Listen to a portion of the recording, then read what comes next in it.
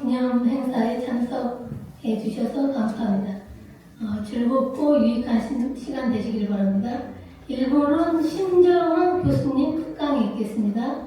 신정환 교수님이십니다. 박수로 맞아주시죠.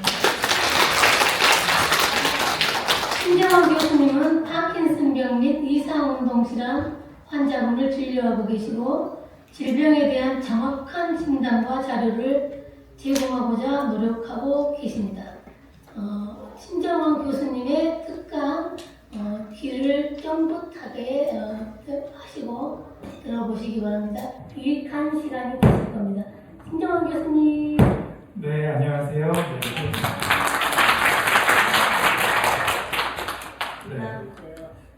감사합니다. 서울대병원 신정과 신정환입니다.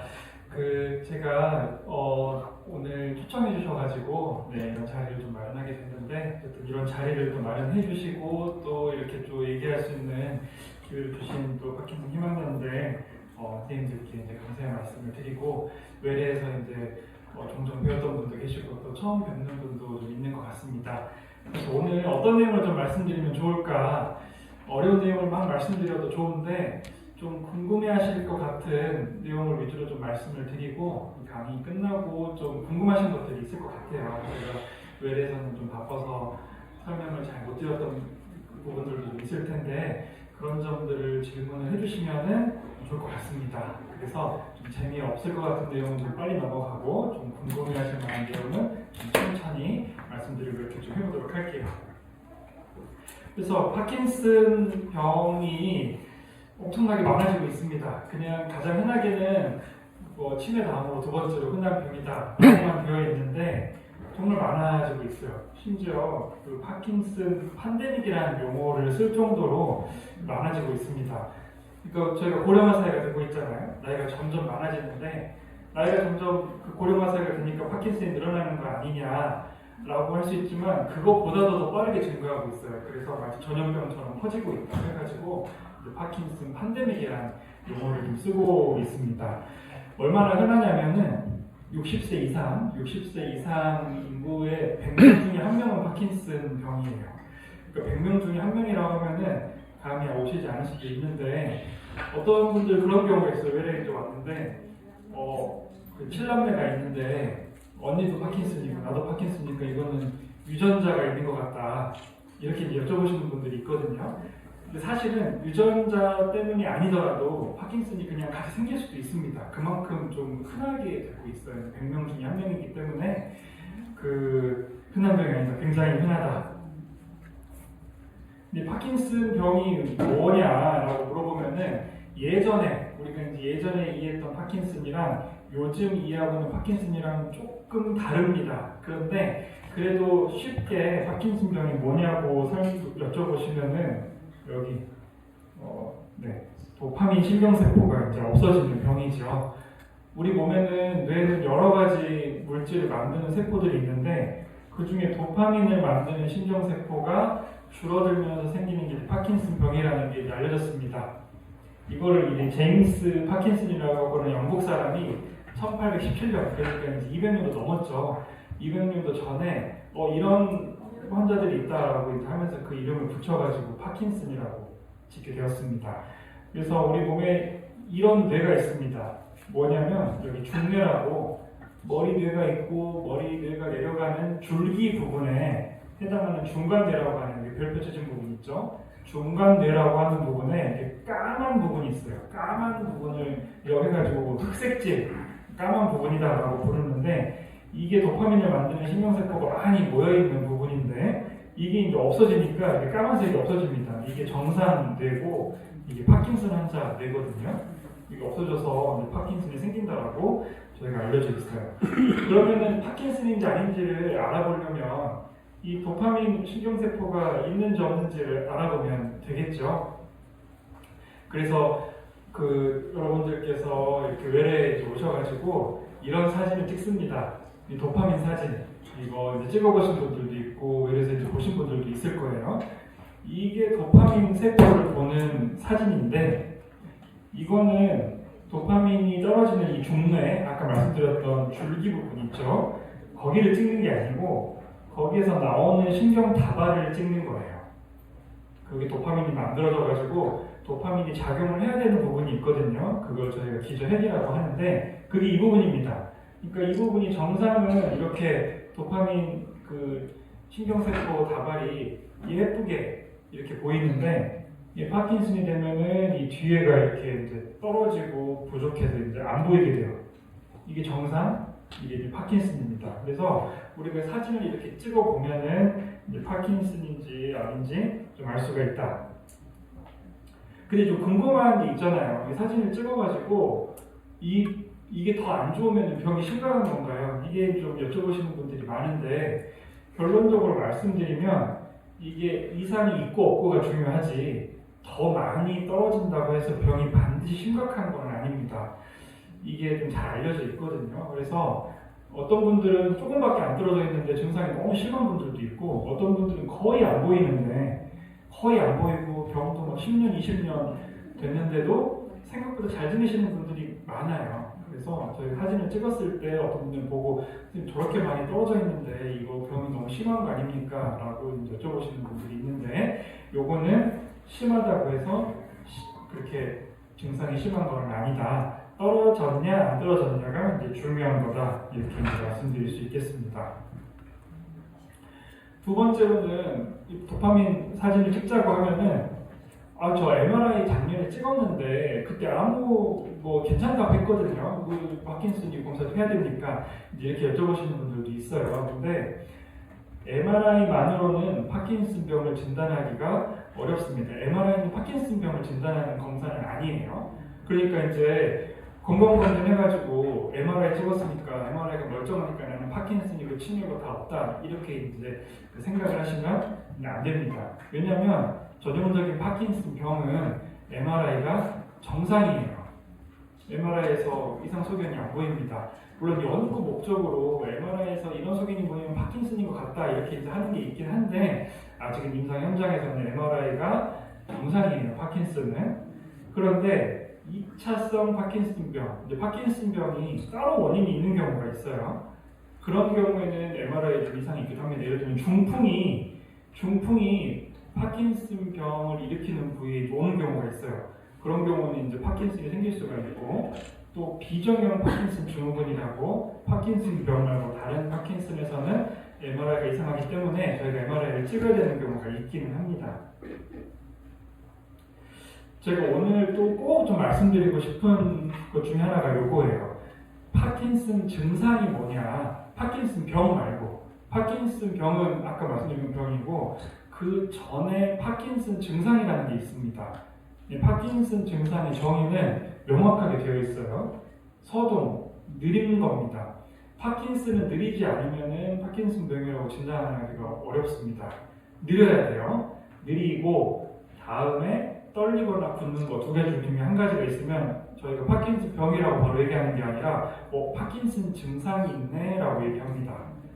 그러니까 파킨슨 증상이랑 병을 구별하는 이유는 이런 증상이 있다고 다 파킨슨 병이 되는 건 아니어서 그래요. 그래서 파킨슨 증상이 이렇게 되고 파킨슨 증상이 있는 사람들 중에 2차성 원인이 있는 경우가 있어요. 아까 말한 중풍이 오든 약을 잘못 먹든 이렇게 해서 원인이 있는 경우가 있고 원인을 잘 모르는 경우가 있어요. 2차성이라고 하는 거는 저희가 이제 원인을 알고 있는 경우고 원발성이라고 하는 거는 직접적인 원인을 잘 모르는 경우입니다. 나이가 들어서든 어쨌든 잘 이제 모르는 경우인데 그러니까 파킨슨병 이렇게 해서 오시면은 왜 걸린 거예요? 파킨슨병 저 왜 생긴 거예요? 뭘 잘못해 생긴 거예요? 이렇게 여쭤보시는 분들이 많은데 원인을 알고 있는 경우도 있지만 모르는 경우가 훨씬 많은 거죠. 그 원인을 잘 모르는 나이가 들어서 생기는 그런 파킨슨 증상을 일으키는 원인이 파킨슨병 혹은 비정형 파킨슨 증후군이 있는 겁니다. 아시겠죠? 그래서 우리가 파킨슨병만 얘기를 하는데 파킨슨병 전에는 이러한 과정을 거쳐가지고 파킨슨 증상이 생기고 안 생기고가 나뉘어진다. 이렇게 알고 계시면 되겠어요.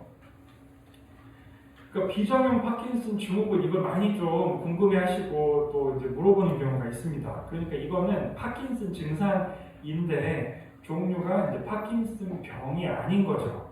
파킨슨 증후군, 비정형 파킨슨. 이게 이제 네 가지 종류가 있는데 종합적으로 그냥 간단히 말씀드리면 파킨슨 증상 아까 뭐였죠? 느리고 거기에다가 떨리거나 붓는 거. 이게 핵심 파킨슨 증상인데 이거 말고 추가 증상들이 더 많이 있는 걸 그 파킨슨 그 비정형 파킨슨 증후군이라고 합니다. 예를 들면 치매, 기억력이 빨리 떨어진다거나 넘어지는 거. 아까 제가 파킨슨 증상에 넘어지는 거 있었나요?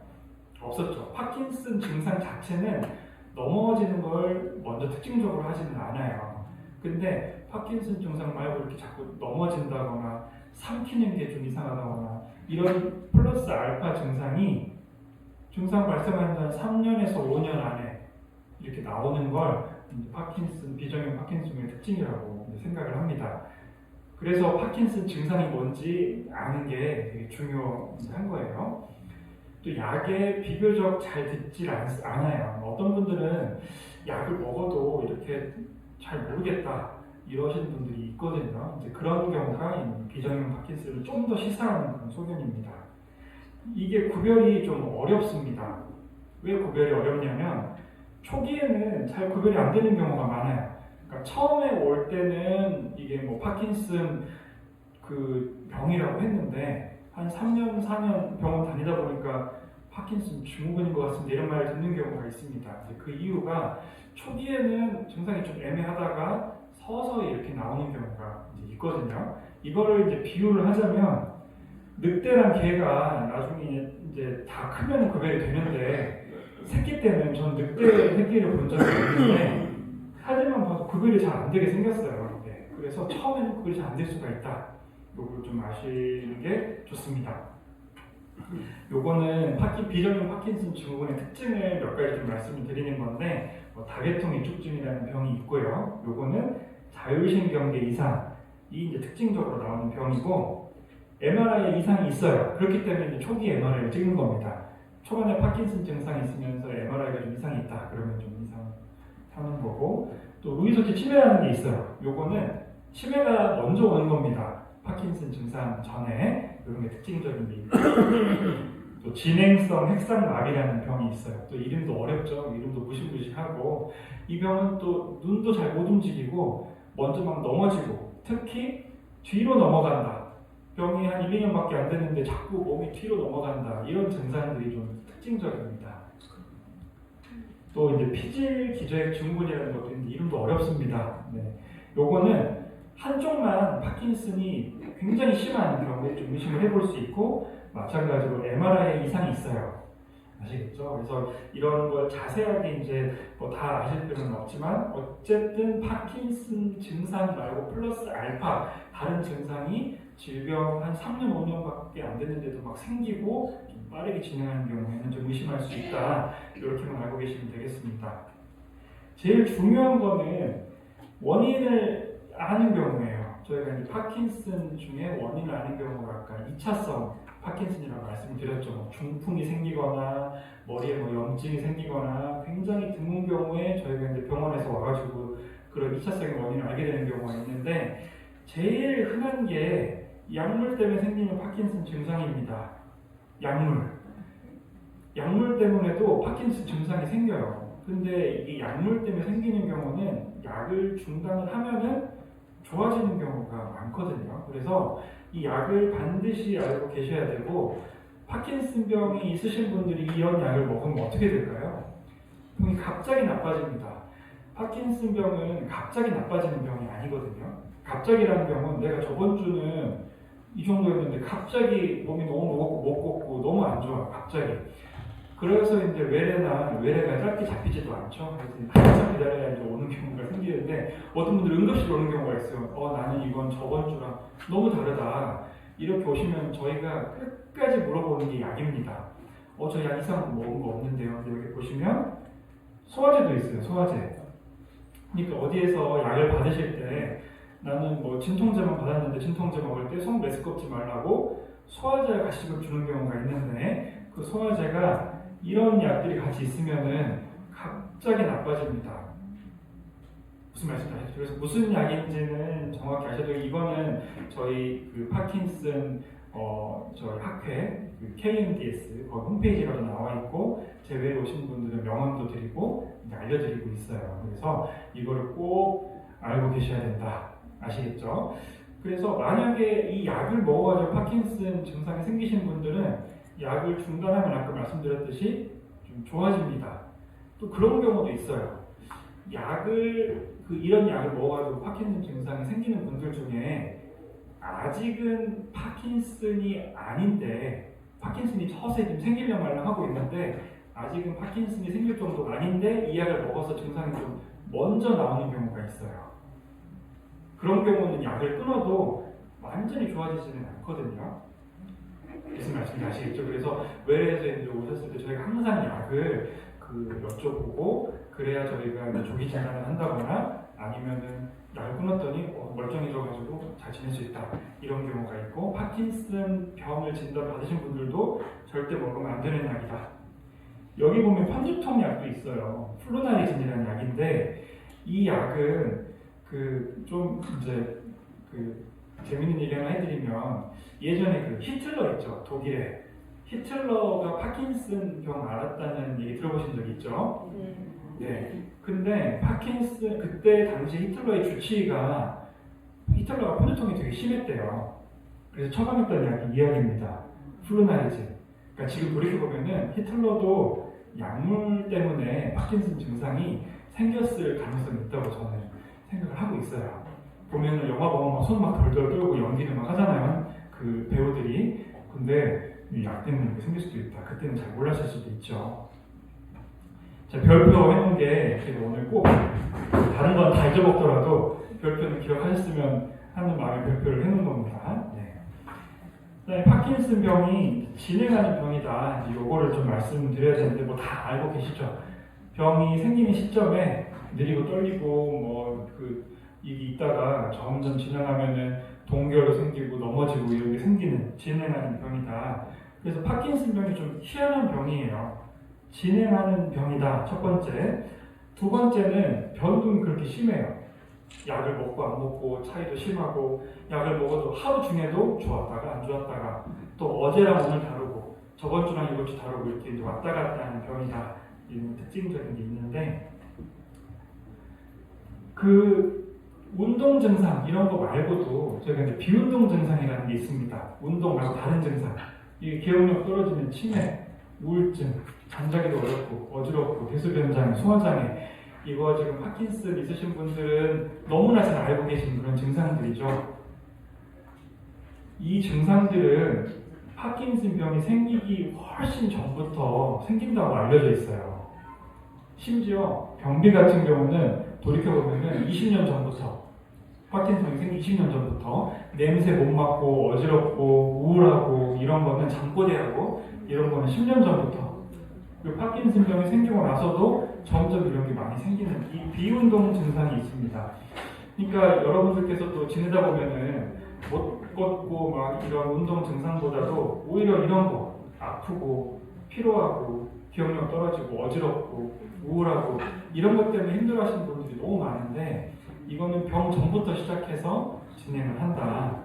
이거를 꼭 좀 아셨으면 좋겠고 제가 요즘에 파킨슨을 이해하는 게 좀 다르다고 했잖아요.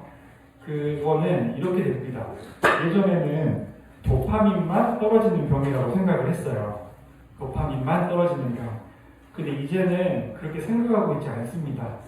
도파민 말고도 여러 신경세포가 망가지는 병이라고 저희가 생각을 하고 있어요. 파킨슨이. 그래서 도파민 말고도 우리 몸에 여러 신경 전달 물질이 있거든요. 그게 이제 아세틸콜린, 콜린도 있고 세로토닌 많이 들어보셨죠? 우울증 뭐 이렇게 해서 아드레날린 이런 여러 가지 물질들이 파킨슨에서 다 떨어집니다. 그러니까 도파민만 먹어가지고 모든 게 해결이 잘 안 돼요. 그러니까 예를 들면 나중에 말씀드리겠지만 저희 줄기세포 얘기하잖아요. 도파민 줄기세포. 근데 그걸 어떤 쌤한테 가면 줄기세포 아주 희망적이다 하는 분들과 어떤 분들한테 가면 줄기세포 그거 소용없다 이렇게 말씀하시는 분들도 있어요. 아직 결론이 안 났지만 그런데 이런 경우가 있어요. 줄기세포는 어떤 줄기세포냐면 도파민만 만드는 줄기세포거든요. 모든 임상시험이 다 그래요. 20년부터 도파민만 만드는 줄기세포 임상시험을 해오고 있는데 점점 파킨슨이 도파민만 떨어지는 병이 아닌 거를 알게 될수록 그러면 도파민 줄기세포 해가지고 모든 게 다 해결이 될까? 이런 생각을 하게 되는 거죠. 그래서 그런 측면도 있습니다. 저희가 이해하는 파킨슨이 좀 바뀌고 있어요. 그렇기 때문에 여러 비운동 증상 아까 말씀드렸던 기억력 떨어지고 우울하고 뭐 힘들고 아프고 이런 것들은 그 도파민 약을 먹어서만 좋아지지 않기 때문에 이 문제가 되는 거죠. 그럼 이게 얼마나 많냐? 거의 100% 다 있습니다. 파킨슨 병 있으신 분들 중에 98.6%는 최소한 한 가지 이상의 비운동 증상이 있어요. 운동 증상만. 그러니까 다 있다 생각하면 됩니다. 그래서 오히려 이렇게 저희가 얘기를 해요. 운동 증상은 빙산의 일각이고 위에 잠깐 나오는 거고 그 밑에 많은 얘가 이런 증상도 파킨슨 때문에 생기나 이럴 정도의 많은 증상이 알고 보면은 파킨슨이랑 연관된 증상인 거죠. 그래서 이거는 제가 죄송하지만 그 환자분 한 분이 적어오신 글을 그냥 한번 좀 보여드릴게요. 이렇게 해서 이제 불편한 증상을 쭉 적어오셨어요. 저희는 적어오시는 걸 자꾸 권장해드립니다. 시간이 짧은데 여러 말씀을 하셔야 되잖아요. 근데 여기 쭉 보면은 이 정도가 운동 증상이에요. 여기서 여기까지는 비운동 증상이에요. 뭐 소화가 뭐 기억력이 떨어지고 뭐 이렇게 자율신경 이상도 있고 잠도 못 자고 아프고 이 그 비율이 어떻습니까? 차이가 많이 나죠. 네. 그래서 제가 파킨슨 웰에서 약을 드릴 때 설명을 자세히 못 해드리지만 이 약이 여기서부터 여기까지가 있거든요. 이 약들이 도파민 약도 있지만 아세틸콜린 약도 있고 세로토닌 약도 있고 아드레날린 약도 있고 다 섞여 있어요. 증상에 맞춰가지고 약을 조합해서 드리다 보니까 그래서 마치 칵테일을 만드는 거랑 비슷합니다. 여러분들이 여기 가시면은 칵테일은 어떻죠? 술을 여러 가지 섞어서 이제 만들어서 주잖아요. 그거랑 비슷해요. 도파민 약 그리고 불편한 증상에 맞춰가지고 여러 가지 섞어서 드리고 있습니다. 그래서 그런 점들 막 약 보면은 이런 약이 왜 들어있지? 뭐 이거 보니까 뭐 도파민도 아닌 약들이 막 섞여 있는 경우가 있는데 이제 그런 경우가 이제 많이 있습니다. 그래서 저희가 이제 파킨슨 이제 치료에 대해서 좀 말씀을 드릴 텐데 사실 파킨슨에 대한 얘기를 드리려면 너무 여러 가지가 있지만 그래도 치료 말씀드리고 그 다음에 좀 궁금한 점들 말씀드린 걸로 이제 갈게요. 파킨슨 약물 치료는 아까 1817년 보고가 된 다음에 약물이 거의 없었어요. 100년 넘는 기간 동안에 약물이 없다가 레보도파가 이제 1970년부터 이제 허가받고 사용되게 됐습니다. 그 이전에 뭐 여러 가지가 있었지만 이 레보도파 이후에 여러 가지 이제 보조 약제들도 있고 뇌신경학 기술도 있고 여러 가지가 나와 있는데 지금까지도 레보도파가 가장 중요한 약이죠. 저희가 먹는 약을 크게 6가지로 좀 나눌 수가 있어요. 요거는 파킨슨의 운동 증상에 대한 분류를 한다 그러면 이 6가지 약인 거예요. 네, 그래서 이 레보도파가 있고 도파민, 기란제, 효연제, 뭐 아만타딘, 한콜린제가 있는데 이 중에 이 4가지가 파킨슨 증상 호전을 위한 약이 이 4가지고요. 그 다음에 이제 마오비 약이랑 이제 컴트 약 2가지가 레보도파를 이제 보조하는 약입니다. 그래서 제가 빨간색으로 해놓은 이유가 레보도파가 가장 중요한 약이에요. 누가 뭐라 해도 레보도파가 가장 중요한 약입니다. 파킨슨 병에 가장 확실하고 가장 효과적인 약이에요. 그리고 파킨슨이 약에 듣냐 안 듣냐를 판단하는 기준이 되는 약입니다. 이 약은요, 노벨상을 받은 약이에요. 네, 2000년에 이 도파민이 파킨슨에 효과가 있다고 처음으로 입증한 스웨덴의 이제 아비드 칼슨 박사님이 2000년에 노벨상을 받았어요. 파킨슨에 쓰는 어떠한 약도 노벨상 받은 약이 없습니다. 다른 약은. 그러니까 레보도파가 그만큼 중요하고 혁신적인 약이었는데 보통 레보도파를 가장 무서워하세요.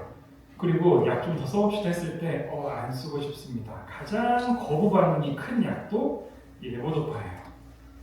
왜 무섭습니까? 근데 이거는 한국에서만 그런 건 아니에요. 전 세계적인 공통이고 심지어 레보도파 포비아라고 레보도파 공포증이라는 단어도 있어요. 그래서 이게 비단 우리 한국에만 해당하는 내용은 아닌데 왜 무서워합니까? 그러면 레보도파는 부작용이 많고요. 또 내가 들었는데 레보도파를 먹으면 이상운동 증상, 뭐 부작용이 생긴다 그러고 또 내성이 있다고 하고 무서워서 저는 약을 다 안 쓰렵니다. 이런 분들이 굉장히 많습니다. 그럼 부작용이 많을까요? 그 레보도파의 여러 임상 시험을 보면은 이 부작용 이 퍼센트거든요. 이 오른쪽 가로 안에 있는 게 퍼센트예요. 이게 유명한 이제 큰 연구에서 나온 건데 10% 넘어가는 게 두 가지예요. 처음이 손 메스꺼운 거, 두 번째가 어지러운 거. 그러니까 이 두 가지가 가장 흔한 부작용입니다. 나머지 뭐 여러 가지가 있거든요. 뭐 졸리고 좀 뭐 우울하고 뭐 좀 더 이런 게 있는데 퍼센티지가 이제 5%가 안 돼요. 그래서 이 타이레놀, 우리 그 약국에서 먹는 타이레놀이나 이런 것도 다 따져보면은 부작용 퍼센티지가 사실 어마어마하거든요. 그러니까 사실 레보도파 자체를 복용했을 때 부작용 때문에 약을 못 먹는다 할 정도는 아니고 오히려 다른 도파민, 기란제, 아마다린, 항콜린제는 훨씬 더 부작용이 많은 약이에요. 퍼센테이지로 보면은. 근데 선생님 저는 그 부작용 말고 이상한점증이 무섭습니다. 그 약 오래 먹으면은 막 흔들리고 꼬이고 막 약도 짧아지고 그렇다는데 그게 무섭다. 이제 사실 그걸 좀 얘기를 해드리려고 해요. 파킨슨은 처음에는 약을 먹으면 3년에서 5년 정도 허니문 기간, 밀월 기간이라고 하죠. 좀 좋은 기간이 있대요. 이때는 약관도 좋고 뭐 거의 좋은 분은 정사님처럼 뭐 지낼 수 있고 이런 경우가 있다고 하는데 이게 잠깐만 그러고 점점점 짧아진다고 약기운도 짧아지고 네, 이런 거라고 이제 말씀을 이제 주시는 거죠. 그러니까 애초에 약을 조금 이따 먹으면 기다렸다가 먹으면 이 허니문 기간을 난 나중에 느끼고 싶다, 좀 더 힘들게 느끼고 싶다 이럴 수도 있잖아요. 과연 그게 맞을까? 그러면 도파민, 레보도파는 몇 시간이나 가는 약입니까? 이거부터 먼저 좀 살펴봐야 됩니다. 레보도파를 먹으면 혈중 농도가 떨어질 때까지는 반감기가 1시간 반밖에 안 되는 약이에요. 이 약 자체는 굉장히 빨리 대사가 돼버리는 약입니다. 그러니까 레보도파만 먹었을 때는 50분이고요. 레보도파, 카비도파, 여러분들이 복용하시는 명도파, 퍼킨 이거는 이제 카비도파랑 같이 섞여 있는 약인데 같이 먹어야 90분 정도 반감기가 있어요. 반감기라는 건 먹었을 때 혈중 농도가 절반이 되는 시간이에요. 엄청 짧죠? 근데 우리가 파킨슨 처음에 약을 먹으면 약균이 얼마나 갑니까? 7시간, 8시간 가거든요. 어떤 분들은 하루에 2번 먹고도 멀쩡하대요. 이게 어떻게 된 거냐면은 이 도파민을 먹게 되면은 우리 몸에 도파민 세포가 아예 0은 아니거든요. 조금 남아있어요. 파킨슨이 있더라도. 그 도파민 세포가 도파민을 흡수해가지고 저장을 해요. 그러니까 혈중 농도는 다 없어진다 하더라도 우리 도파민 세포가 머리에 아직 남아있는 세포가 그걸 일부 이제 갖고 내뱉고 또 다시 흡수하고 내뱉고 흡수하고 하기 때문에 오래 가는 거예요. 6시간 가는 게. 그러니까 도파민 세포가 그 파킨슨 이후에도 서서히 더 떨어지기 때문에 약효가 점점 이 시간에 가까워지는 거예요. 짧아지는 게. 저장 능력이 떨어지기 때문에.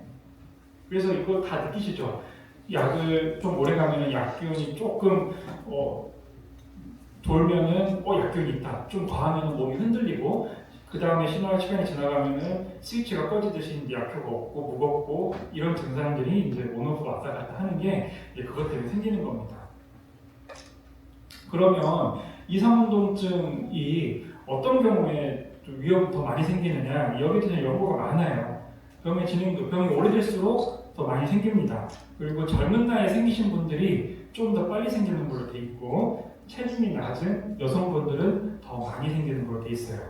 그리고 레보도파랑 관련이 있는 게 누적 용량이 많으면 더 위험도가 높다고 돼 있어요. 그러니까 내가 지금 현재 먹는 용량도 용량이지만 긴 시간 동안에 쭉 복용했던 그 총 용량의 합이 많으면 아무래도 많이 생긴다. 그리고 불규칙한 복용, 하루에 뭐 2번 먹거나 뭐 2~3일 먹거나 안 먹거나 이렇게 해버리면은 그 머리에 도파민을 받아들이는 세포가 되게 예민해지거든요. 그렇기 때문에 이제 위험도가 생긴다. 그럼 맞네. 레보도파를 좀 나중에 먹어야겠네. 그런 생각을 할 수가 있잖아요. 그쵸? 네. 예전에는 그랬어요. 그래서 레보도파를 가능하면 아끼자. 나중에 먹자. 실제로 그랬었는데 몇 가지 저희 중요한 연구 이후에 그렇지 않다는 걸 저희가 지금 이제 알게 됐습니다. 자, 이게 이제 굉장히 중요한 연구였어요. 2019년에 나온 연구인데 이 뉴 잉글랜드 저널 오브 메디슨이라는 지금 현존하는 의학 잡지 중에 가장 공신력 있는 잡지입니다. 여기에 이제 나오면은 거의 가이드라인이 될 정도의 굉장히 이제 중요한 그 잡지예요. 여기에 이제 이걸 해봤어요. 파킨슨병 환자가 왔을 때 한 10개월 정도는 레보도파 없이 버텨보자. 그런 사람이랑 처음부터 레보도파를 먹자. 이런 사람이랑 나눠가지고 실험을 해봤어요. 이거 되게 하기 힘든 연구거든요, 사실은. 그런데 어떨까요? 그러면은 레보도파를 한 10개월 정도 참아가지고 먹은 사람이랑 난 처음부터 레보도파를 먹고 지내는 사람이랑 병이 진행되는 정도랑 이상운동증이 생기는 거랑 차이가 있었을까 좀 궁금하잖아요. 결론은 자, 이 그래프로 보면은 이 위쪽은 파킨슨 증상이 안 좋은 거고 아래로 내려가서 파킨슨 증상이 좋은 거예요. 파란색이 안 먹고 버틴 그룹이에요. 빨간색은 처음부터 먹었던 그룹이에요. 이걸 보면은 먹었던 그룹은 더 낫게 지내죠. 그러니까 파킨슨 증상이 더 좋은 상태로 지냈다는 거예요. 아꼈던 그룹은 진짜 힘들게 레보도파 없지만 몸이 무겁지만 그래도 힘들게 10개월을 버텼어요. 그 다음에 시작을 했어요. 그랬더니 똑같더라는 거예요. 그 다음에 병의 진행이 이상운동이 증상하는 비율도 차이가 없더라는 거죠. 그러니까 10개월 동안 아꼈더니 10개월 동안 사실 힘들기만 했다는 거예요. 그러니까 버티느라고. 그리고 또 이 재밌는 연구 또 한 가지가 아프리카는 파킨슨병 진단하는 의사도 이제 없고 레보도파 약도 없대요. 저도 이제 잘 몰랐는데 그래서 사람들이 저기 가니까 강제적으로 레보도파 없이 사람들이 지내고 있는 거예요. 약이 없으니까. 그런 사람이랑 이탈리아는 빨리빨리 약을 먹으니까 그쵸? 그 두 가지를 비교를 해본 거예요. 그랬더니 레보도파를 평균적으로 가나 사람들은 이탈리아 사람들보다 한 2년 반 정도 늦게 복용을 하게 됐더라고 합니다. 그러니까 병이 시작된 증상 시작 시점부터 하면은 그래도 이상운동 증상이나 변동 증상이 생기는 시점은 유의한 차이가 없더라는 거예요. 제가 극단적인 경험을 한 경우는 파킨슨을 좀 늦게 하신 분이 있었어요. 제 환자들 중에 시골에 계시다가 늦게 알아가지고 데리고 오셨어요. 그 아드님이 데리고 오셔가지고 입원을 해서 이제 약을 써보자. 그러니까 그분은 강제적으로 레보도파를 못 드셨던 거죠, 그동안. 그러니까 없이 버텼던 거죠. 약을 시작하고 오후에 회진 갔는데 그때 이미 몸이 흔들리더라고요. 무슨 말씀인지 아시겠죠? 그러니까 레보도파를 오래 먹어서 이상운동 증상이 생기지는 않고 이거는 질병의 진행과 관련 있는 증상이기 때문에 저희가 레보도파는 파킨슨 운동 증상 치료에 가장 효과가 뛰어난 약이에요. 다른 어떤 약보다도 뛰어난 약이고 늦게 복용을 시작해서 얻는 이득이 사실상 없다. 다만 아까 말씀드린 누적 용량이 있죠. 누적 용량의 연관이 있으니 불필요하게 많이 먹는 것만 좀 조심을 하면 되겠다. 이게 현재의 좀 어떤 컨센서스예요. 그래서 저희가 예전에는 일찍 젊게 생긴 분들은 약을 레보도파를 안 쓰고 막 버티고 이랬는데 지금은 버티는 개념이 아니라 필요한 정도의 최소한은 쓰자. 이게 이제 현재 그겁니다. 현재 이제 진료 가이드라인이고 이 약효가 이제 짧아지는 경우가 가장 힘들잖아요. 네, 이게 가장 염려를 하시고 힘들어하는 분들인데 저희가 아까 말씀드렸다시피 도파민 세포 자체가 죽으면은 약효가 짧아집니다. 저장 능력이 떨어지기 때문에 그러니까 그거 자체를 도파민 세포를 아직 살릴 수 있는 치료가 아직 없기 때문에 짧아지는 거에 맞춰가지고 약을 바꿔야 돼요. 그래서 약 복용하는 시간을 좀 이제 앞당기고 횟수를 늘리는 거죠. 혹은 약을 식전에 복용하고 저희 외래 오시면 항상 이 말씀을 드리는데 왜 그러면 처음에는 식후에 복용하라고 하느냐? 아까 레보도파의 가장 흔한 부작용이 뭐였죠? 속이 메스꺼운 거. 속이 메스꺼운 거는 알려진 가장 흔한 부작용이기 때문에 처음에는 식후에 먹어야 적응이 쉬워요. 처음부터 먹어가지고 속이 메스꺼운 경험을 하게 되면은 약 쳐다보기도 싫거든요. 그래서 난 저 약 안 먹을래 이게 되기 때문에 처음에는 적응을 위해서 식후에 먹지만 이 레보도파도 크게 보면은 단백질이거든요. 그렇기 때문에 단백질이랑 같이 복용을 했을 때 흡수에 경쟁을 해서 이게 그 흡수가 좀 잘 안 되는 경우가 있어요. 그래서 식전에 먹으면 약효가 일정하고 좀 오래 갑니다. 다만 이거는 식전에 먹었던 애는 속이 너무 불편하다고 하는 분들은 그렇게 할 수는 없겠죠. 하지만 식전에 복용하는 게 그거고, 아까 레보도파 약제를 좀 길게 만들어주는 보조제, 이건 여러 가지 약들이 지금 나와 있거든요. 이런 걸 추가로 써보고, 서방용 제제를 복용하는 방법이 있습니다. 서방용. 근데 우리나라에는 지금 이제 서방용 제제가 딱 그 한두 종류밖에 없어요. CR정이라고 하는. 근데 이 서방정이 진정한 의미의 서방정은 사실은 아니에요. 지금 이제 미국이나 이런 나라에서는 서방용 제제가 굉장히 다양한 제형이 좀 나오고 있습니다. 이건 하루에 이제 한두 번만 먹으면 좀 일정한 유지가 되고 이런 약들이 있는데, 약가 문제 때문에 FDA 승인 받은 지 한 10년이 됐음에도 불구하고 아직 못 들어오고 있어요. 너무 비싸다고. 한 알에 이제 몇천 원, 뭐 이 정도 이제 하기 때문에 아직 식약처에서 이제 못 들어오고 있는데, 이게 좀 문제입니다. 이건 저희가 좀 노력을 해야 되는 부분이기도 하고, 꾸준히 좀 목소리를 내야 되는 부분이기도 해요. 서방용 제제가 있다.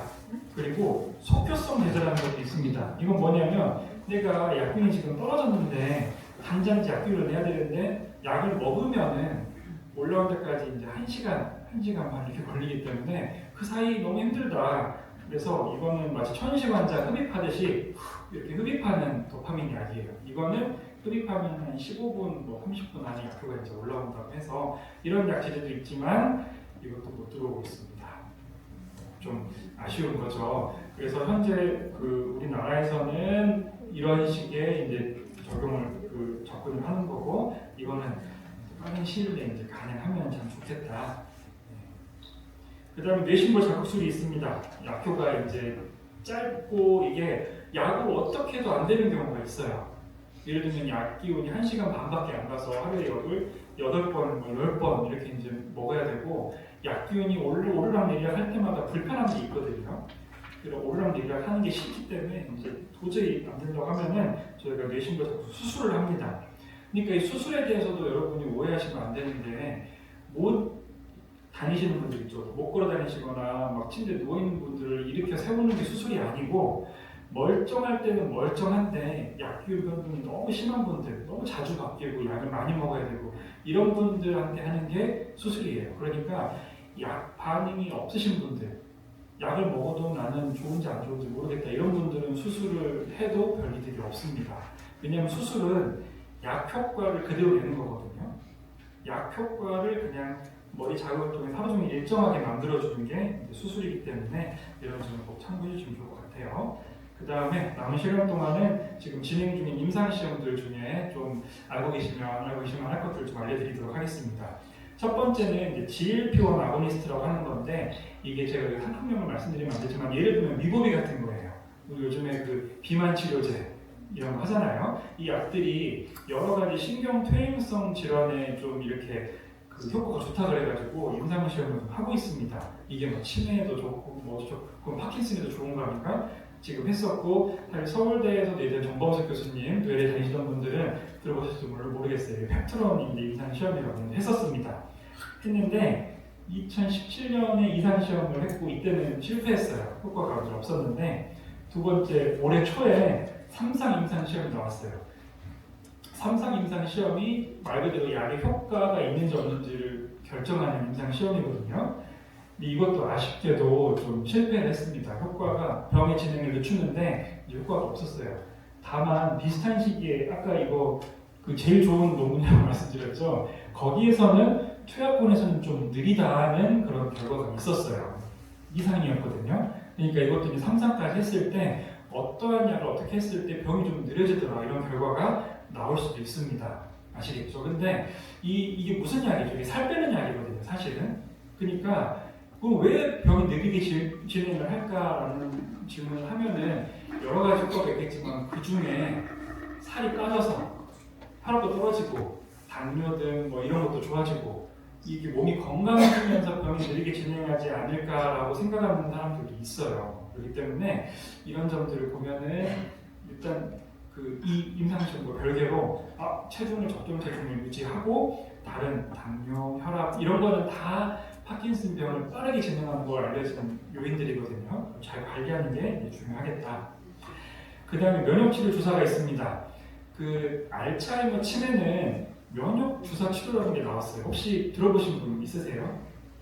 주사를 맞으면 병이 느리게 진행한다는 게 나왔습니다. 파킨슨은 알파 시누클린이라는 게 침착되는 병이고, 치매는 아밀로이드 베타 아밀로이드라는 게 침착되는 병인데, 이 면역 주사는 아밀로이드를 없애는 주사예요.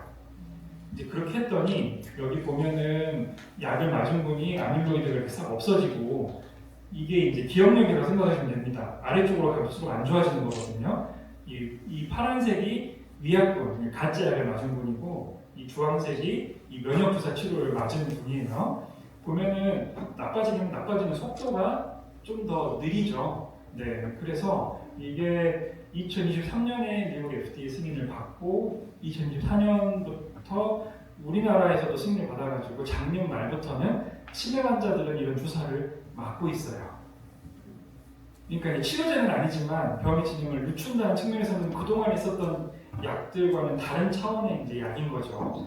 그럼 이거 파킨슨도 지금 하고 있는데, 파킨슨은 아까 말씀드린 루이소체, 알파 시누클린 단백 침착을 없애면 그런 병이 좀 느리게 진행하겠네 라고 해서 이제 만들었고, 임상 시험을 했는데 2022년에 나온 거에서는 효과가 이제 없었어요. 효과가 뚜렷하지 않았다. 그리고 제가 이제 이번 달 초에 다녀온 학회에서 이 다음 후속 임상 시험이 결과가 발표가 됐는데, 거기서도 유의한 결과를 얻는 데는 조금 실패했어요. 네, 그래서 아직은 파킨슨에서는 이 주사가 지금 나온 게 없다. 근데 알츠하이머도 초반에는 몇 개 실패하다가 나온 거거든요. 처음부터 성공한 게 아니었어요. 그래서 이거는 좀 기다려볼 필요가 있습니다. 나중에는 여러분께서도 주사를 맞는 치료를 지금 하게 될 가능성이 있다. 세 번째가 이제 줄기세포인데, 줄기세포도 많이 궁금하실 거예요. 줄기세포 이제 뉴스 보면은, 이게 뉴스에서 따온 건데, 줄기세포 치료받은 파킨슨 환자가 탁구를 칠 정도로 호전됐다. 이런 기사 보면은 가슴이 덜컹하시죠. 와, 저거 당장 지금 해야 될 것 같고, 이 시기를 놓치면 안 될 것 같고, 이런 생각이 드실 텐데, 요거는 이제 배아 줄기세포 유래 도파민 세포를 머리에 넣는 거예요. 수술을 받는 거예요. 주사를 맞는 게 아니라 이 머릿속에 넣는 겁니다. 근데 이거는 임상 시험 결과가 아니에요. 아까 제가 말씀드렸던 논문 결과가 아니고, 이거는 그냥 6명에 대한 투여를 했을 때 안전한지를 보려는 목적의 첫 이제 분이었던 거예요. 그래서 아직 임상 시험 진행 중입니다. 모집하고 이제 하고 있고, 이거 임상 시험 하려면 어떻게 해야 될까요? 이거를 똑같이 수술을 하는데 하나는 줄기세포를 진짜 넣고 하나는 줄기세포를 안 넣고 해서 비교를 해야 돼요. 왜냐하면 파킨슨은 심리상태 영향을 많이 받기 때문에, 여러분들께서 제가 오늘 말씀 안 드리겠지만 포스파티딜세리닌이 이런 것들 많이 들으시는 글루타치온이니 이거 맞으면은 좋다고 해서 이렇게 이제 오시잖아요. 근데 실제로 보면은 내가 봐도 좀 좋아졌는데 좀 효과가 있는 것 같은데 이렇게 생각이 되는 경우가 많죠. 근데 파킨슨은 플라시보 효과라는 게 굉장히 큰 병입니다. 말은 아무것도 아닌 약을 이거 먹으면은 좋아집니다라고 했을 때 진짜 기분도 좋아지고 그럴 만한 게 있어서 걷는 것도 빨라지고 실제로 이렇게 돼요. 그래서 이 약의 효과만 따로 이제 보려고 하면은 실제 뇌이식을 할 때 나는 진짜 줄기세포가 들어갔는지 가짜 줄기세포가 들어갔는지 이제 모르는 상황에서 검증을 해야 이걸 정확하게 알 수가 있습니다. 그래서 이거는 기다리셔야 돼요. 지금까지 첫 줄기세포 연구 결과 발표된 게 벌써 20년이 넘었습니다. 근데 그 20년 동안 이상에서 이중맹금 위약대조, 제가 아까 말씀드렸던 그런 방식으로 해가지고 치료 효과를 입증한 연구가 아직은 없어요. 그래서 줄기세포를 하도 20년 동안 여러분 보다 보니까 이제 좀 연세 드신 교수님들은 이제 지치셨어요. 이제 줄기세포 그거 안 될 것 같아 이렇게 하시는 분들도 있고, 아니야 아직은 희망이 있어 라고 하시는 분도 있죠. 사실 알 수 없어요. 저희가 임상시험을 해가지고 효과가 있으면 하는 겁니다. 효과가 있으면 하는 거예요. 그 대신에 저희가 효과가 있다는 거를 저희가 믿을 정도의 그런 임상시험, 여러분도 믿을 정도의 임상시험 결과가 있어야 된다. 투여 대상은 초기 환자를 하고 있는 게 아니에요. 진행된 환자, 즉 아까 이제 파킨슨 뇌 신부작술 수술한다고 말씀드렸잖아요. 그 수술할 정도의 인디케이션이 되는 환자분들을 모아서 하고 있습니다. 줄기세포 임상 시험을 참고를 하시고 혈관 주사가 또 있대요. 그 일본에 가면은 또 막 그 줄기세포를 맞아서 좋아질 수가 있다고 하는데 이것도 마찬가지예요. 이것도 임상 논문이 없어요. 그러니까 이 효과를 정말 비교해가지고 있다고 입증을 한 결과가 없습니다. 아니 맞으니까 좋다던데요. 그러니까 다 그런 거예요. 어디 이렇게 좀 신비스러운 뭐 물, 신비스러운 나무 이걸 먹었더니 반짝 좋아지더라. 이런 간증 증명은 너무나 많거든요. 너무나 많은데 그게 진짜로 효과가 있을 거냐는 의학적으로 검증을 해야 된다. 잘 설계된 임상 시험을 겪고 날 때까지 기다려야 됩니다. 그래서 기다리시면 되겠어요. 줄기세포에 대해서는 그렇습니다. 그 다음에 제가 질문을 좀 말씀을 드릴 텐데 그 사전 질문을 3가지 정도 보내주셨어요. 끝나면은 또 궁금하신 걸 질문을 하시면 되겠습니다. 첫 번째 질문이 입원해서 약 조절을 할 때 도파민 혈중 농도 측정이 가능한가요? 그렇다고 하면 너무 좋을 것 같은데 첫 번째로 하고 있지 않습니다. 그렇죠 말씀드리면은 두 번째는 왜 그러냐면 이 혈중 농도랑 파킨슨 증상의 연관도가 아주 높지 않아요. 왜 그럴까요? 아까 도파민 혈중 농도는 금방 떨어진다고 말씀을 드렸죠. 근데 우리가 증상이 유지되는 것은 머리 안에서는 도파민을 저장해 놓고 저장하고 분비하기 때문에 이게 직접적으로 연관이 아주 잘 되는 건 아니에요. 물론 연관이 되기는 해요. 혈중 농도가 많으면은 약효지 사실 센 건 맞고 없어지면 줄어드는 건 맞는데 이게 연관도가 아주 높지 않다. 목표는 혈중 농도를 평탄하게 만드는 게 아니고 증상을 평탄하게 만드는 거거든요. 그러니까 실제로 입원을 해가지고 했을 때 혈중 농도는 아주 평탄한데 환자 증상이 막 열리지도 않고 왔다 갔다 한다고 하면은 그러는 건 결국에는 저희가 이제 의사로서 항상 하지 말아야겠다고 배우는 게 수치를 정상화하는데 너무 집중하면 안 된다고 이것도 많이 배웠어요. 예를 들면은 피검사 수치가 중요한 게 아니라 환자 증상이 중요하다는 거예요. 그러니까 실제로 그 겉으로 보이는 증상보다 이 혈중 농도 변동이 더 중요하지가 않습니다. 그래서 이제 하고 있지 않아요. 예전에 이제 초창기에는 좀 했었는데 지금은 서울대병원에 하고 있지 않습니다. 두 번째는 이제 퇴행성 관절 있는 분이 약효가 떨어지면은 여러 증상이 생기죠. 허리도 굽고 막 아프고 이렇게 어떻게 해야 될까요? 적합한 운동은 어떻게 할까요? 일단은 약 시간을 늘려야 됩니다. 이런 통증은 파킨슨 통증이거든요. 파킨슨 통증이라는 건 이렇게 약 기운이 변동이 될 때마다 나오는 통증이 파킨슨 통증이에요. 약 기운이 있을 때 생기는 통증도 있고 약 기운이 빠져가지고 없어질 때 생기는 통증도 있는데 그 둘 다 파킨슨 약효의 변동에 왔다 갔다 하는 통증은 파킨슨 통증이고 이거는 그 아플 때 진통제만 먹어봐야 큰 효과가 없어요. 파킨슨 약품이 돌아야 통증이 좋아집니다. 그러니까 첫 번째로는 어쨌든 파킨슨 약효를 그래도 좀 유지할 수 있는 아까 말씀드린 여러 전략들이 있죠. 그걸 하는 게 첫 번째고 두 번째는 통증에 관련해서는 이제 스트레칭과 관련된 운동이 좀 도움이 됩니다. 근데 이 스트레칭 운동을 약균이 없고 힘들 때 이렇게 하면 너무 고통스러워요. 지금 앉아있기도 힘든데 억지로 이렇게 막 펴고 하려고 하면 너무 아프기 때문에 이거는 약기운이 있고 몸이 좀 편할 때 몸을 충분히 스트레칭을 해놓으면은 약균이 떨어질 때도 조금 낫습니다. 그래서 제가 외래에서도 좀 설명을 드리지만 스트레칭이 되게 중요해요. 선생님 운동 어떻게 하십니까? 여쭤보면은 3시간씩 걷습니다. 너무 좋은데 걷는 것만으로는 좀 부족해요. 스트레칭을 별도로 꼭 하셔야 됩니다. 왜냐하면 3시간 걸으면은 구부정한 자세가 되거든요. 오래 걷다 보면은 그러면 허리가 이렇게 이제 구부정하게 돼요. 그러니까 걷기 전후에 이 스트레칭을 하고 허리를 편 다음에 운동을 해야 좀 좋은데 저는 유튜브에 백년 허리 검색하면 여기 저희 재활학과의 정성근 교수님께서 설명해주신 허리에 좋은 운동, 허리에 나쁜 운동을 잘 설명을 해주셨습니다. 허리, 목 다 마찬가지예요. 그래서 이거를 좀 꼭 보시고 했으면 좋겠고 그 이외에도 저희가 스트레칭과 관련된 자료들을 인터넷에 좀 올려놨습니다. 첫 번째가 parkinson.co.kr 이거는 핸드폰으로 가셔도 되고 인터넷 들어가셔도 되고 하면은 여기 서울 삼성병원 조진환 교수님 저희 그 학교 팀이 만든 운동 단계가 있는데 그 중에 스트레칭이 잘 나와 있어요. 마치 동영상 강의처럼 그대로 따라하시면 됩니다. 제가 그 강의 슬라이드는 저기 선생님께 전달해드릴 테니까 참고하십시오.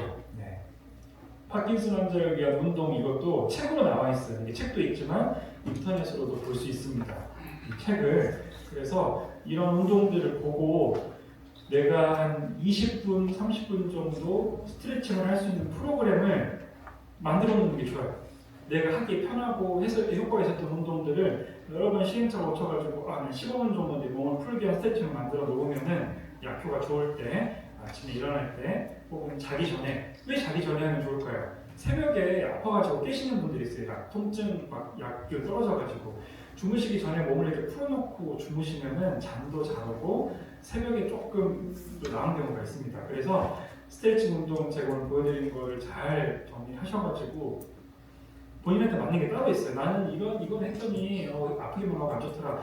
이거 했더니 좀 몸도 편안하고 좋더라. 이런 거를 좀 만드시는 거를 좀 추천드립니다.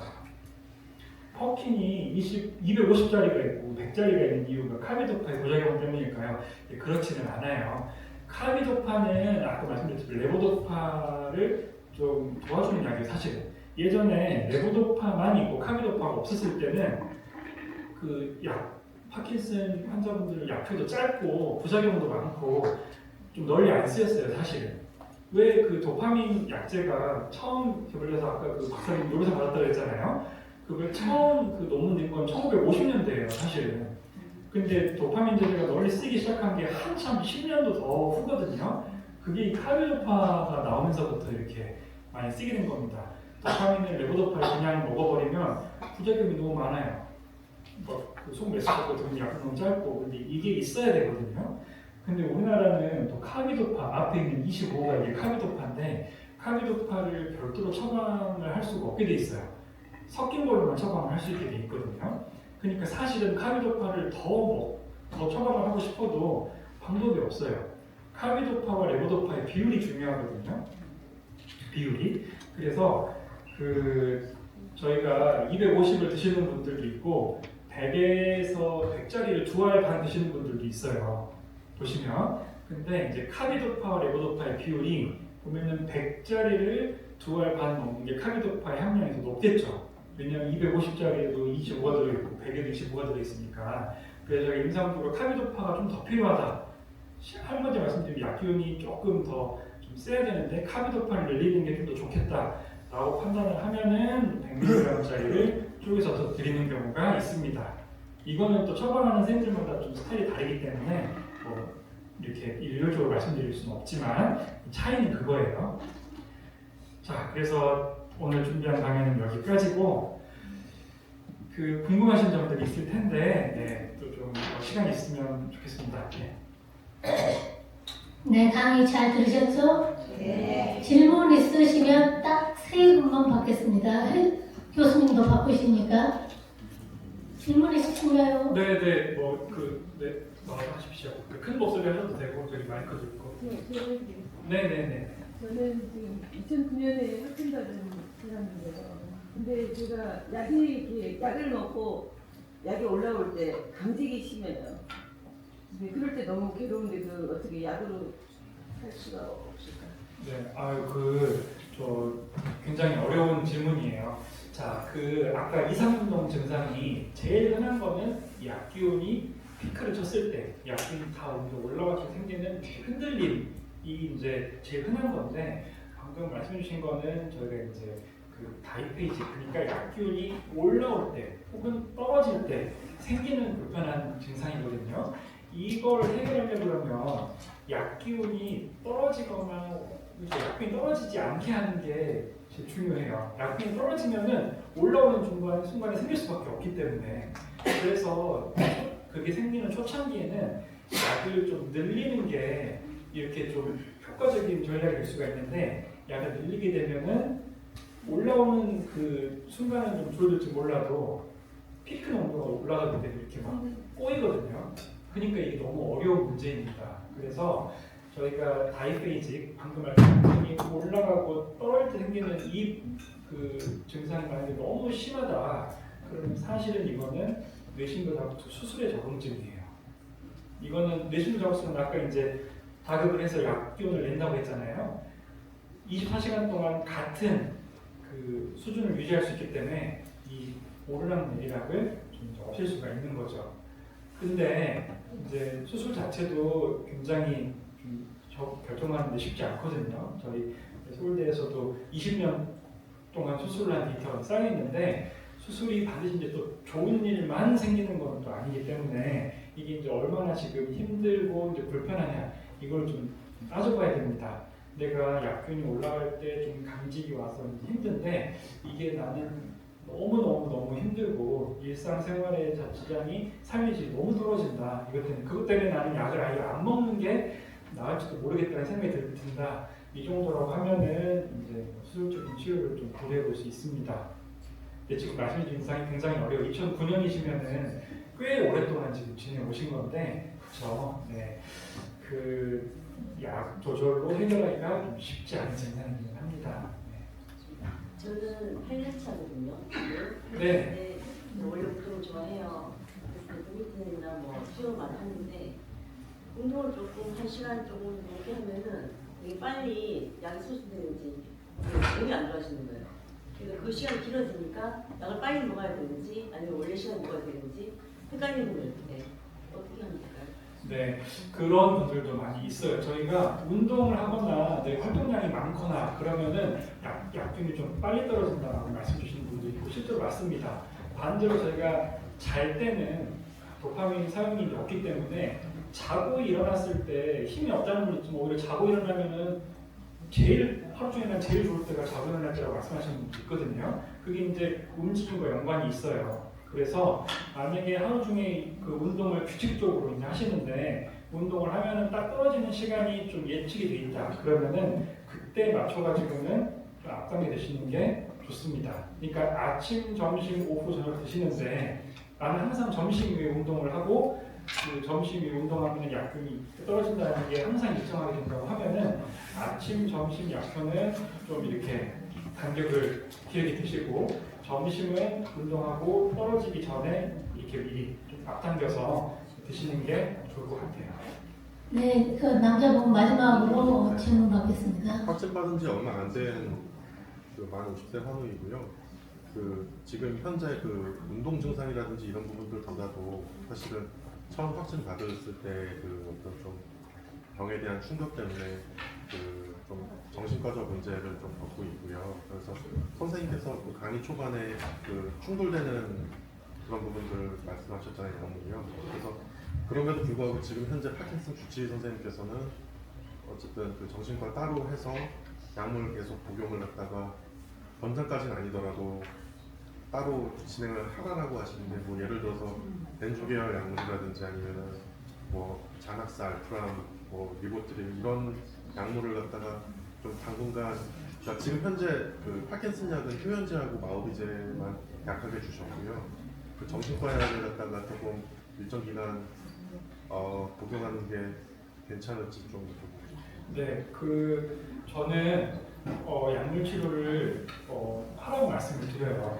왜 그러냐면 아까 파킨슨 병과 충돌되는 그 약이 아닌 약이라고 하면 방금 말씀해주신 뭐 벤조계열 약이라든지 알프람이라든지 뭐 이런 약들은 파킨슨 병을 악화시키는 게 아니거든요. 다만 그 파킨슨 병이 심리 증상과 이런 정서에 굉장히 영향을 많이 받습니다. 단적인 예로 파킨슨 병이 없어도 우울증이 심하신 분들, 이런 불안증이 심하신 분들이 마치 파킨슨처럼 걷고 다니세요. 부부정하고 느리게. 그만큼 이 심리가 중요하거든요. 그러니까 젊으신 분들이 지금 현재 파킨슨 운동 증상은 괜찮아서 일상생활도 하고 직업도 갖고 사회생활도 하고 충분히 그럴 수 있는데 오히려 그런 파킨슨 운동 증상 이외 증상 때문에 힘들어서 못 지내시는 분들이 생각보다 많습니다.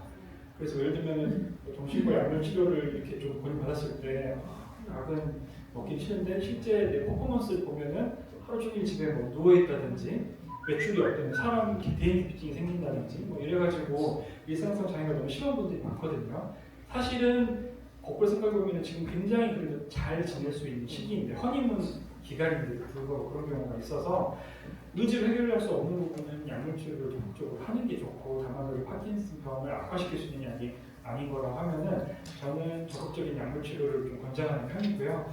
다만 그 평생 먹을 거냐 그렇지는 않거든요. 이게 시간이 지나면은 몸이 좀 마음이 파킨슨병이라든지 걸 받아들일 준비가 돼요. 그리고 또 해보니까 막상 뭐 1, 2년 만에 내가 어떻게 되는 그런 건 아니구나. 여기 또 계신 분들 여러분들 보시면은 다양한 케이스가 있겠지만 그래도 이제 본인 체력과 관리에 따라서는 최소 이제 5년, 10년, 15년, 20년까지 계획을 세워야 되는 그런 병인데, 내가 지금 이 시기를 어떻게든 초반에 약물로 좀 견디다가 좀 마음이 안정화되면은 또 약을 끊고 또 지내고 이럴 수가 있기 때문에 초반에 그런 힘든 게 있다고 하면 좀 적극적으로 좀 치료를 하시는 게 좀 좋을 것 같습니다. 교수님 그 말씀해 보면 정신과적 약물을 먼저 치료하면서 파킨슨약 증상을 먹을 수 있다는 말씀이십니다. 네, 충돌하지 않는 약인 경우에는 이게 정신과 증상의 일상생활을 방해할 정도로 좀 안 좋다고 하면은 그거는 병행을 하는 게 좋습니다. 본인의 의지만으로는 잘 안 되는 경우가 많아요.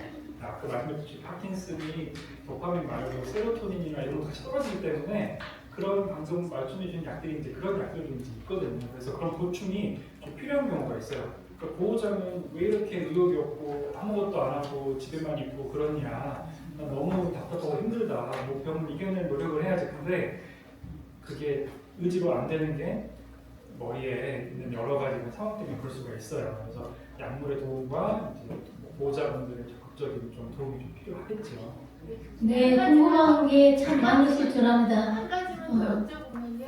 그 그러니까 정신과를 다닐 때 로컬 정신과를 다니는 게 맞는지, 아니면 신경과에서 협진해 주시는 대학병원이든 그 신경과에서 소개받는 정신과로 가는 게 맞는지, 그런 여부가 궁금합니다. 네, 저희가 이제 뭐 딱딱한 말씀드리긴 어렵긴 한데 일단은 자주 갈 수 있는 곳을 가는 게 좋은 것 같아요. 왜냐하면 심리 상태가 너무 이제 급변하는 경우가 많고, 예를 들면은 여기 대학병원 이런 데 처방이 막 6개월씩 가거든요. 그러면 이게 그 사이 변동이 있는데도 불구하고 자주 상담이 이제 어려운 경우가 많아서 저는 일단은 가져갈 수 있는 곳을 택하는 게 이제 맞는데, 혹시 그러면서 좀 충돌이 있다든지 파킨슨병의 증상에도 변동이 있는 것 같다고 하면은 좀 주치의사랑 상의하셔가지고 좀 의뢰하는 의견을 들어보는 게 좋을 것 같습니다. 네, 여러분들이 궁금한 게 참 많으실 줄 압니다. 하지만 교수님을 끝까지 저희가 잡고 있을 수가 없으니까 궁금하신 점 있으면 저희 한국 파킨슨 희망연대 카페가 준비가 되어 있습니다. 가입을 하셔서 궁금하신 거 서로 공유하시면 좋을 것 같습니다. 강의하시느라 수고해주신 신정원 교수님께 수고하셨습니다. 여러분 단체 사진을 찍겠습니다. 중간에 당황하시는 분들이 자꾸 계십니다.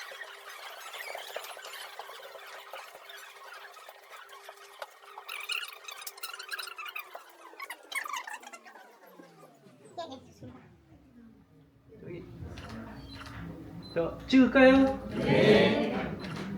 한 번만 더 할게요. 대답을 해주세요. 네. 자, 찍을까요? 네. 다 찍었습니다.